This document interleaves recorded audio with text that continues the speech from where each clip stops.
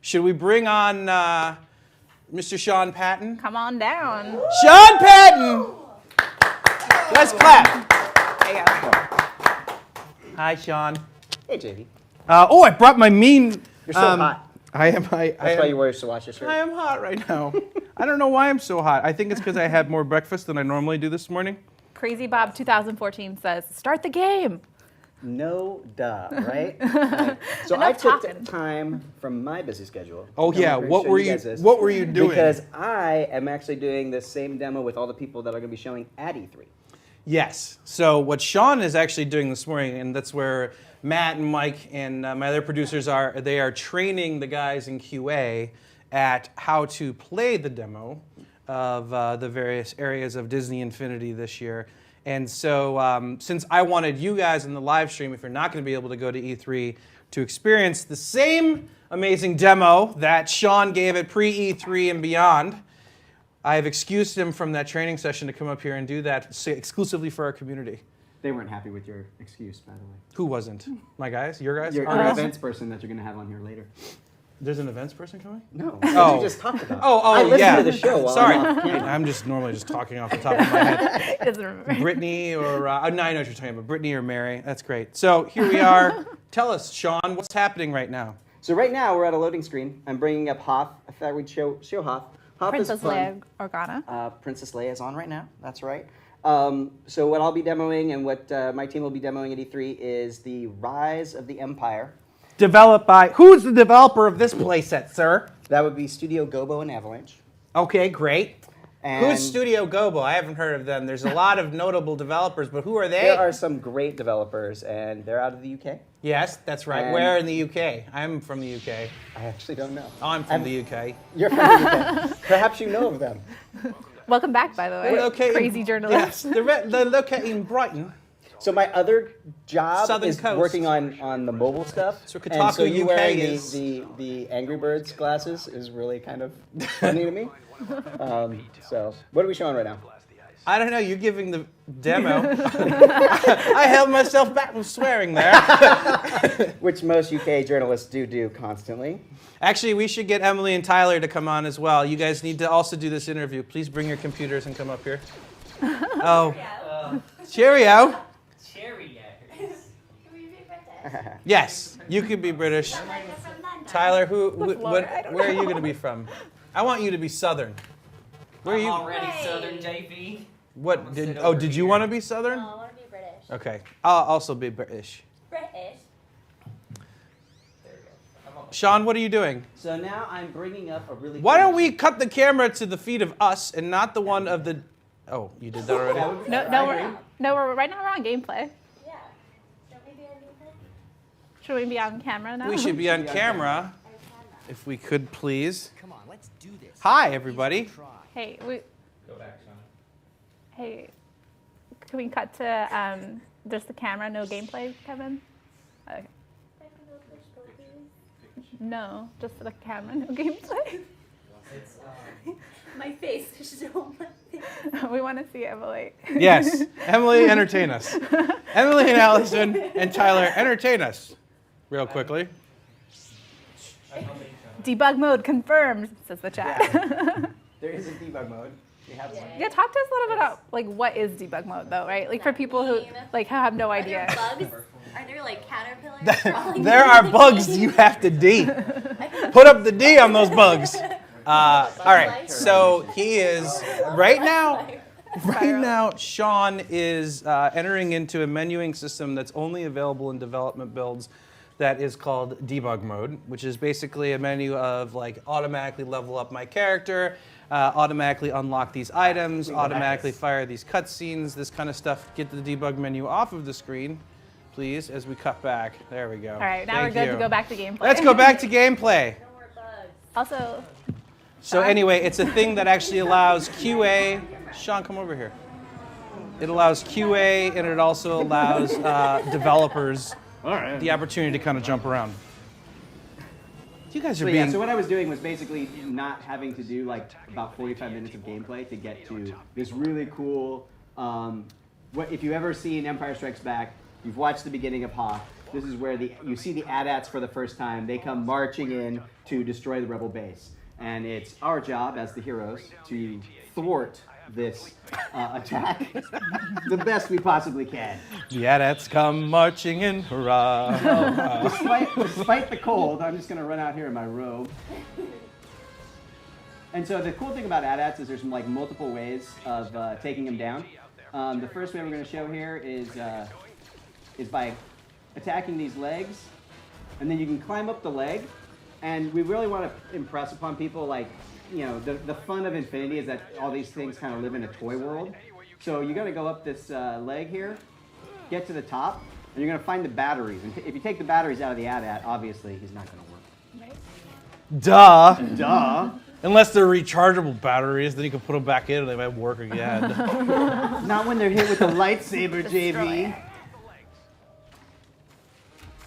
So I'm going to do this a couple times. So does he have 4 batteries then? He does have 4 batteries, 1 for each leg. Okay. I don't want to be angry UK games journalist. Yeah, I didn't like angry UK journalists. Welcome back. He was very intimidating. Yeah, I'd be sweaty John again. Oof. I'm gonna go get my haircut again this weekend. Get my E3 haircut. Thank you. Good. Thank you.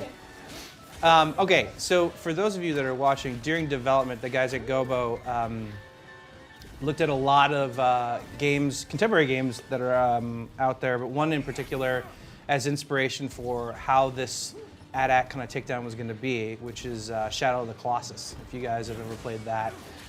They wanted it to feel like, although these things are big, gigantic, hulking brutes, as a Jedi, you should be able to approach them and, you know, take them down kind of systematically. Although, to Sean's point, there's a lot of different ways that you can do this. So, beating down or beating off the armor of the, you guys know what I meant, of the AT-AT itself will allow you then to scale up the sides of it and then take out the batteries themselves.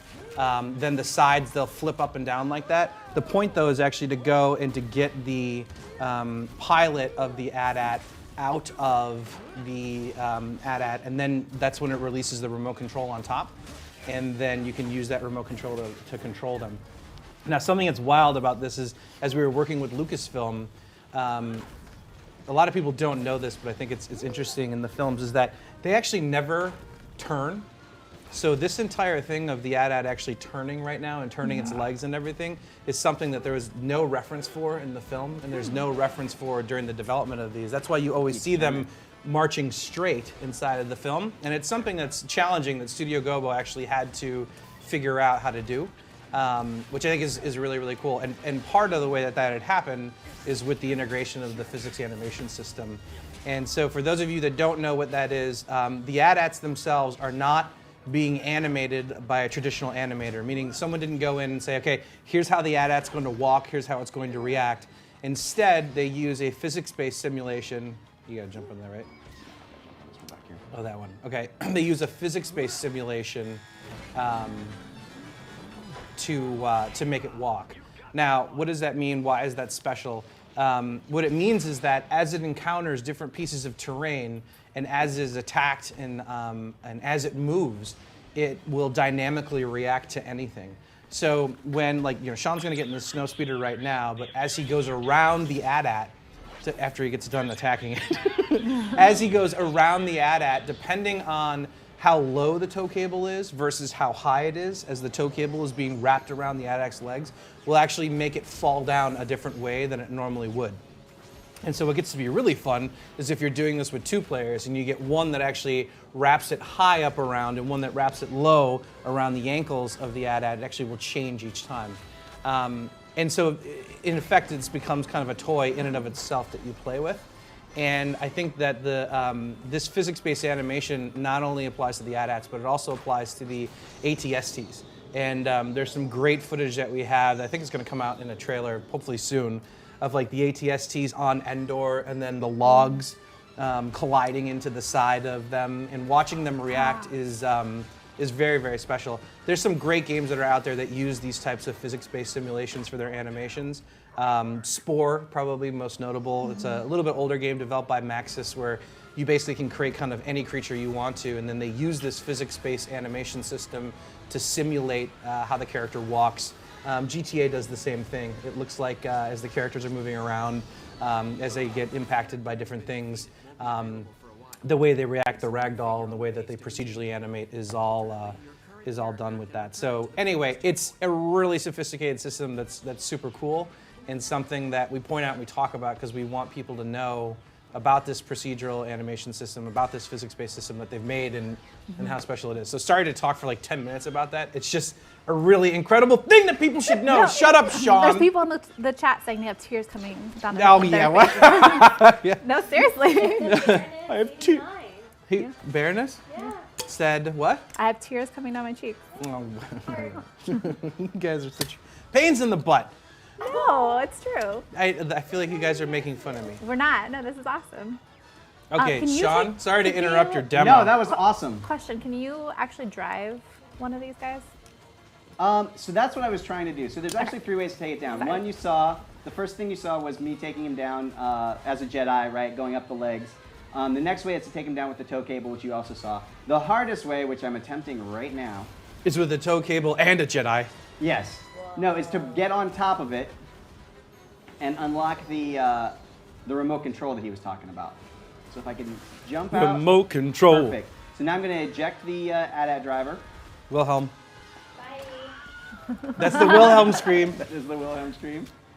This is the remote control. So the funnest thing to do here, that I like to do anyway. The most fun. Sorry. Whatever. My mother, the English fewest- professor, just came Yeah, right through. Snyder's all about the fewest too. Fewest and less. He's always okay. So now I can jump on this button and start shooting at that AT-AT. That. That AT-AT. That. That AT-AT. So I just took him down. And I can also actually take this whole remote It's so out. sad though, right? It's like an elephant like falling over. There's something about them that reminds me of like an animal. Yeah. And I think again that's why that whole procedural animation system is so much fun, because the way they react, like if you put a brick down in front of them, they'll trip and stumble and that kind of stuff. It's really cute. So now I can make him turn. Oh, he's stuck on a rock. Let's go the other way. He should climb up that rock. Dat. Make him attack yourself. Make him attack myself. So what's fun about this that we have seen in playtests is that when people have been playtesting the game, they actually get in there and they start playing with these. They have almost like Robot Wars, and there's actually a mode inside of the game where you're able to do a 2-player multiplayer battle where you're each controlling AT-ATs and attacking each other. So that's a lot of fun. You are going to make him walk up and attack you? Oh, thank you for moving the camera away from that huge patch of smoke that was obscuring I the thought that was entire a image. little, yeah, I was going for a moody kind of, Nolan kind of look, but it really wasn't working for me. Wrong company. That's why it didn't work. That's right. I love how all of this really has the feel of toys too. Yeah, it's a lot of fun. So yeah, so you can like do full-on battles with your AT-AT, and then That I thing, as look a at that kid, thing turn. Sorry. No. I mean, as a kid, like I didn't have the AT-AT.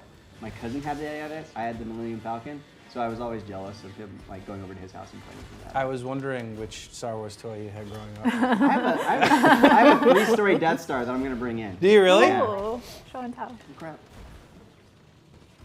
Well, I already told you. I have a 3-story Death Star. So now I have to show it. Now I have to show it. This is super fun. But do you have a deep bench? I leave the deep Bro. bench to you. Bro.